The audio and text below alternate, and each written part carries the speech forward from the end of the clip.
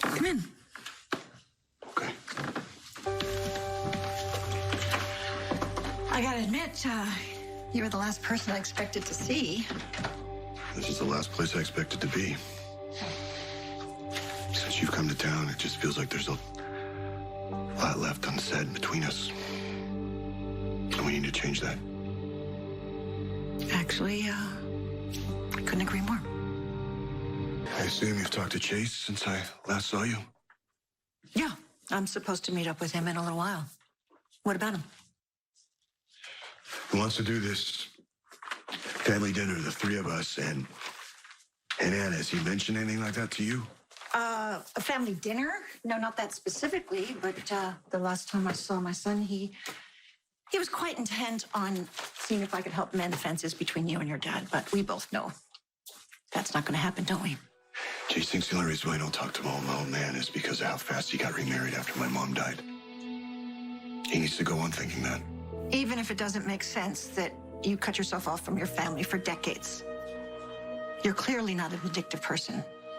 It doesn't add up. I see it. Your brother sees it. Maybe, he'd stop pushing the issue if he knew what really happened between us. But Harry is not a fool. Harry. You know, he goes by Chase now. He's always going to be Harry to me. And like me, he's an investigator. He's going to see the strain between us, and he's going to wonder why.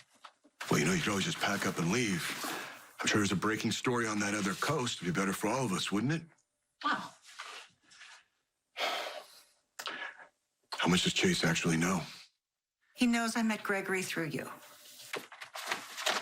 When you're doing that story about me? Oh, wow. You still have the same plus-size ego. My story was shadowing a group of first-year residents in a Boston hospital. You were one of many. Well, that's your story and you're sticking to it, huh? It's funny, I don't remember seeing any of those other residents when we were spending all that time together. I stuck to my journalistic standards. I didn't want the problems of crossing the line into personal involvement. I'd already done that once before. Yeah, I don't want to know about that. I didn't want to make the same mistake. So I stuck to my standards. Yeah, what were your journalistic standards when you met my father? While you're shadowing me, you hook up with him. How's that not crossing the line? I do not have to defend myself or my choices to anyone. Certainly not to you. What about your choice to marry him? After what we did the night before the wedding?